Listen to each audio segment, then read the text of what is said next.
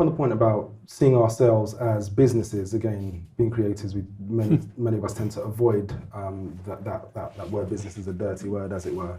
But it's actually enabling, and I think it's important that we sort of adopt a proactive stance and sort of take control of the things. I think there can be a misconception with representation that it's a silver bullet and it's going to make it happen for you.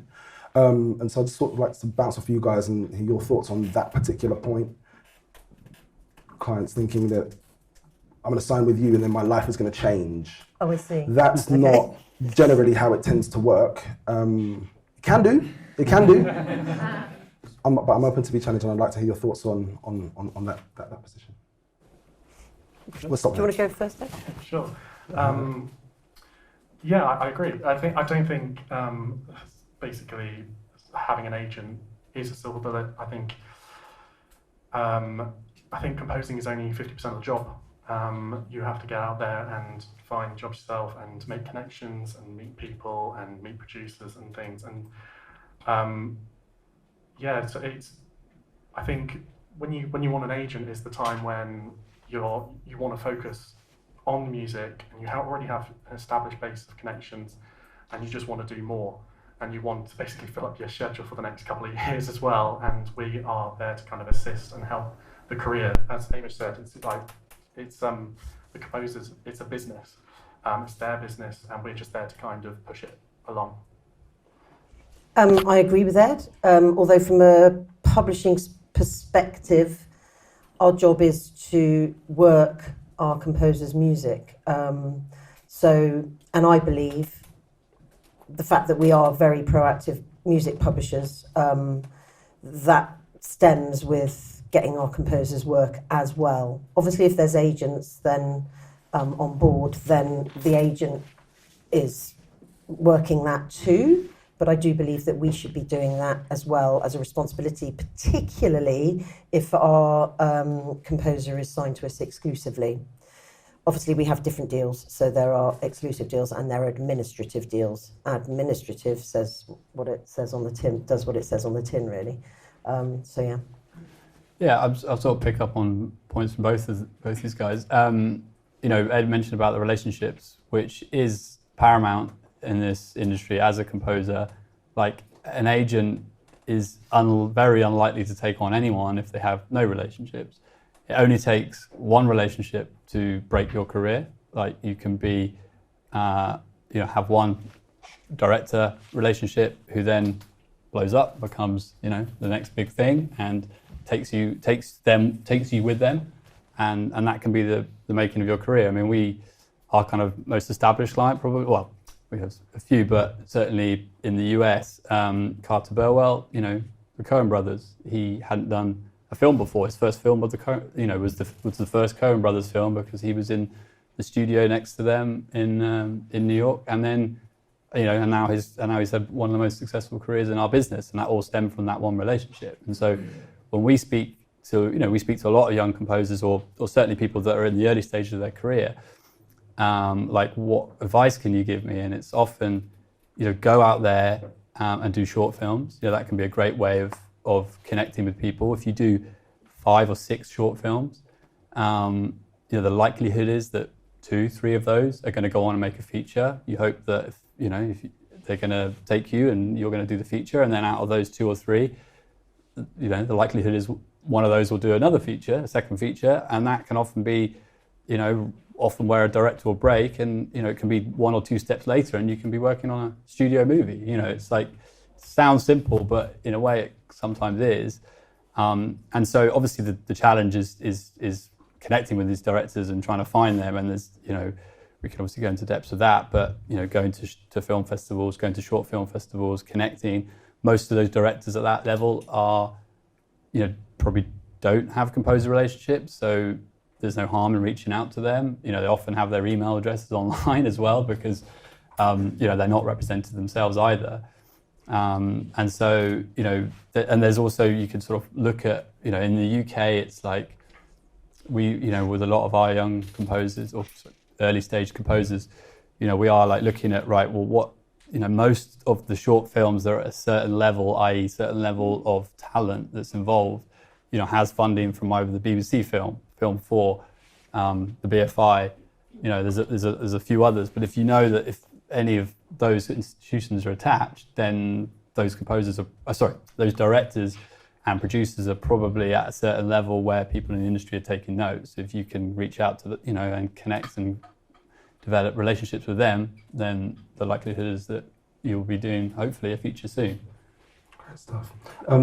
Ed, just a quick overview of the points of contact that you sort of act as an interface between the composer for. So, composer on one side, you standing here. Who are the people that you're talking to on behalf of the composer or engage in those conversations with? Just a lot of different people, really. It could be exec producers, directors, music supervisors, production managers even. It depends on, it's tricky to find out who's going to be in the music decision-making process a lot of the time, especially for new contacts.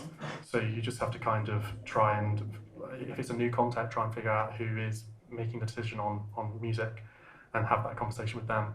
But yeah, it can be anyone really. And you just have to kind of, try and find out who, and sometimes people go, oh, you're talking to the wrong person, this is the person you should be talking to, and I'm like, great, cool. And then I talk to them.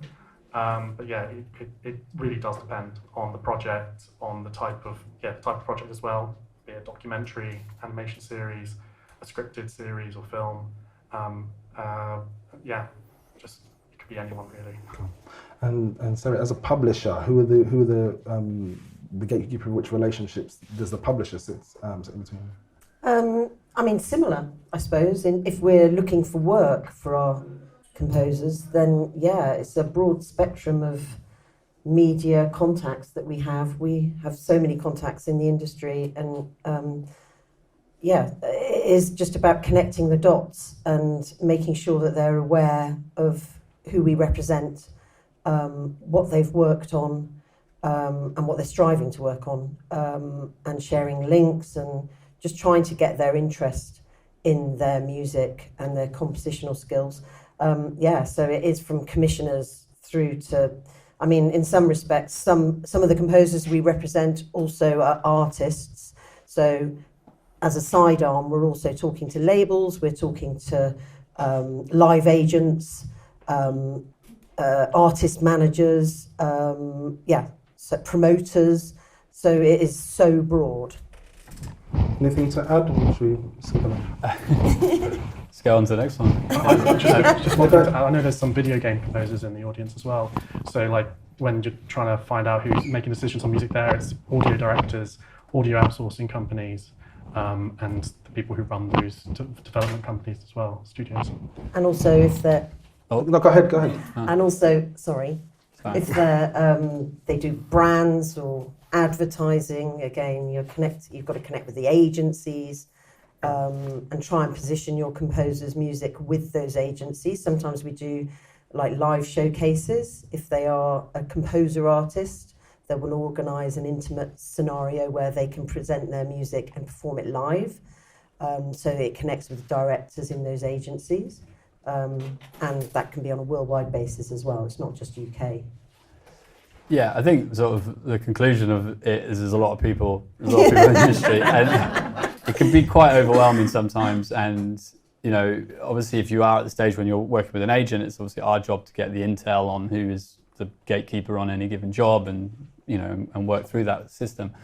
I think if you're not at that level and you're as I say, you're like, well, there's just this open deck of thousands of people I could be reaching out to. I would say, not to throw music supervisors right there, but I think they're probably a good starting point, because they really do, they are kind of the early stage gatekeepers into a lot of productions. Sometimes they're hired, and we represent a few supervisors as well. Sometimes they're hired to help on the casting process of a composer, so they are drawing up shortlists for people to look at. If they're really, if you've got a good relationship with someone and they're really championing you, which I've seen many times, that can influence people on hiring you as the composer on that given job. And I think that, touching upon something what Sarah said about being an artist as well and releasing records, putting music out. Like I'm always very encouraging of that, because you can pitch music to the music supervisor on a sync level, have a sync agent, publisher, record company, whoever, whatever your team is. And it's another way that the music supervisors are starting to recognize your name, understand your music, and see where it could potentially fit, as a composer in any given project. And I think that a lot of TV production companies and film productions at the moment there is the trend to use artists and get artists to compose music for their programming and films. So again, that has been quite a push in the last probably 5 years or so, of composers creating artist identities. I don't think everybody does lend to being an artist, by the way. I do think it's definitely a different discipline, and a different kind of perspective on things. But yeah, it seems to be the trend at the moment.